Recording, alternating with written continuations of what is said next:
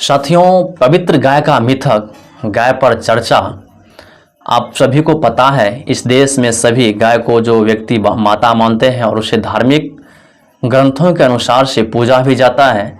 लेकिन सबसे शर्म की बात तो ये है, इस देश की जो सरकार है वे विप निर्यात कंपनी से भी चंदा ले बैठती है। अब बताइए, जो धार्मिक मुद्दा बना के गाय को पूजता है, गाय को पूजने के बाद फिर जो गाय की कत्ल करती है उसी कंपनी से फिर चंदा लेना, ये कहाँ की धार्मिकता है। तो साथियों, गाय की चर्चा पर हम एक वीडियो बना चुके हैं। यदि आप लोग नहीं देखे हैं तो आप अवश्य जाकर देख लीजिएगा। हम उस वीडियो का लिंक इस वीडियो के डिस्क्रिप्शन में अवश्य डाल देंगे। साथियों, महात्मा गांधी जो है गाय के बारे में बहुत कुछ विशेष बात बोले हैं, जिसे हम लोग इस वीडियो के माध्यम से देखेंगे। आखिरकार वो कौन है जो गाय का कत्ल करता है। साथियों, गांधी जी के द्वारा कहा गया है, इस देश में अपनी माता से ज़्यादा गाय माता की पूजा करनी चाहिए, क्योंकि गाय माता का उपयोग हम लोग अंतिम क्षण तक करते हैं। मर जाने के बाद भी वह उपयोगी होता है। साथियों, इस देश में जो गाय की कत्ल होती थी उस पर बाबर, अकबर, जहांगीर सब मिलके, जो एक मुस्लिम शासक थे, उन्होंने गाय हत्या पर विशेष बल दिया था, जो उसे रोकने का काम किया था। इन सभी बातों की चर्चा हम लोग इस वीडियो में करेंगे। चलिए वीडियो को आगे बढ़ाते हैं। गौ माता कई प्रकार से हमें जन्म देने वाली माता से बढ़कर है। साथियों, कहा जा रहा है गौ माता जो है कई प्रकार से हमें जन्म देने वाली माता से बढ़ के है। हमारी माता हमें साल 2 साल दूध पिलाती है और हमसे आशा करती है कि बड़े होकर हम उसकी सेवा करेंगे। साथियों, हमारी जो माता है जो जन्म देती है वह साल 2 साल दूध पिलाती है और आशा करती है आगे चलकर हम उसका सेवा करेंगे। गौ माता हमसे 4 दाने के अलावा और कुछ नहीं चाहती। साथियों, गौ माता को क्या चाहिए? 4 दाने चाहिए, उसके अलावा क्या चाहिए? हमारी माता अक्सर बीमार पड़ जाती है और तब हमसे तीमारदारी की आशा करती है। गौ माता शायद ही कभी बीमार पड़ती हो, हमारी माता की मृत्यु होती है तो हमें उसे दफनाने या उसका दाह संस्कार करने में भारी खर्च उठाना पड़ता है। गौ माता मरकर भी उतनी ही उपयोगी होती है जितनी जीते जी। साथियों, कह रहा है यदि आपको जो जन्म दिया है वो माता यदि मर जाती है तो फिर उसे दाह संस्कार या दफनाने के लिए कर्ज उठाया जाता है। लेकिन गौ एक ऐसी माता है जो मर भी जाती है तो मरने के बाद भी काम में आ जाती है। ये शब्द महात्मा गांधी ने गाय के महत्व को स्पष्ट करते हुए कहे थे। साथियों, यह शब्द जो है गांधी जी गाय के महत्व के बारे में स्पष्ट करते हुए बोले थे। धार्मिक लफ्ज़ से रहित गांधी जी का यह स्पष्टीकरण काफ़ी सरल है। वह है कि कृषक समाज में एक मूल्यवान संसाधन के रूप में गाय का विशेष महत्व है, क्योंकि उसका दूध तथा अन्य उत्पाद ऐसे समाज के सदस्यों के भरण पोषण का एक बड़ा जरिया होता है। साथियों, उनका कहना है कृषक समाज में जो है एक मूल्यवान संसाधन के रूप में गाय का विशेष महत्व है। किंतु अन्यत्र अपनी ही बात का खंडन करते हुए गांधी कहते हैं हिंदू धर्म का मूल गौरक्षा है। साथियों, उनका कहना है कि हिंदू धर्म का जो है मूल जो है गौरक्षा है। हिंदू जो धर्म है उसको गाय की रक्षा करनी चाहिए, उसका यह धर्म है।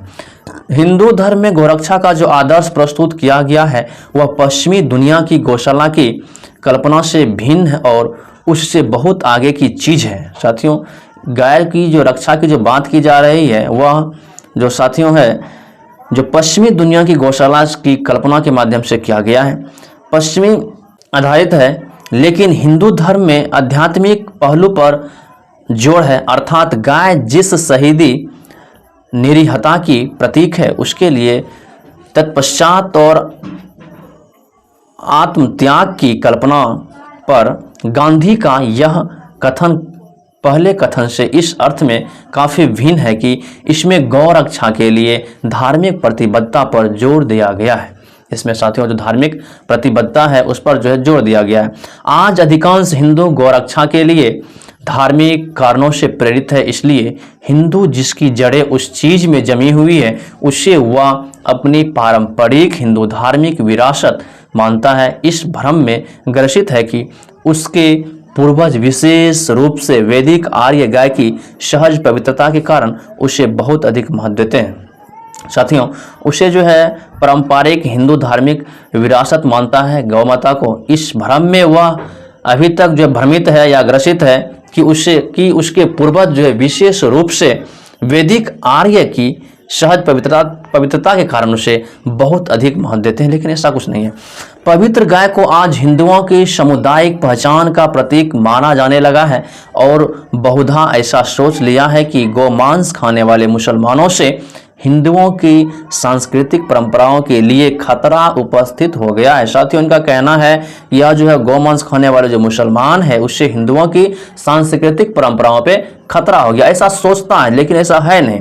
इसलिए गाय की पवित्रता की उद्घोषणा डंके की चोट पर की गई है और उसके मूल्य का निर्देश वेदों में किया गया है, जिन्हें दिव्य ग्रंथ समस्त ज्ञान तथा मेघा का स्रोत बताया गया है। दूसरे शब्द में भारतीय समाज के कुछ हिस्से गाय की पवित्रता की अवधारणा का मूल ठीक उसी काल में बताते हैं जब उसकी बलि दी जाती थी और उसके मांस का भक्षण किया जाता था। साथियों, एक शब्दों में तो उसे धार्मिकता बताया गया है, किस प्रकार से आर्य उसे पूजते थे, किस प्रकार से उसे पूजनीय बनाया गया। लेकिन दूसरे शब्दों में भारतीय समाज के कुछ हिस्से जो गाय की पवित्रता की अवधारणा का मूल ठीक उसी काल में बताते हैं जब उनकी बलि दी जाती थी, जब उसका बलि दिया जाता था।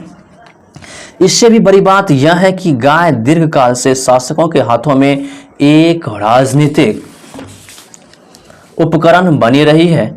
बताया जाता है कि जैनों या ब्राह्मणों की भावनाओं तथा गाय के प्रति उनकी श्रद्धा का विचार करके मुगल शहंशाह बाबर, अकबर, जहांगीर तथा औरंगजेब ने गौ हत्या पर समित रूप से प्रतिबंध लगा दिया था। साथियों, जैसा कि बताया गया है कि साथियों ब्राह्मणों की भावनाओं तथा गाय के प्रति उनकी श्रद्धा, साथियों ब्राह्मण की जो भावनाएं थी पहले गाय हत्या करने की, गौ हत्या करने की, उसको देखते हुए और साथियों और गाय के प्रति जो मुसलमानों का जो लगाव था उसको देखते हुए इन्होंने बाबर, अकबर, जहांगीर, औरंगजेब ने गाय हत्या पर रोक लगा दिया था।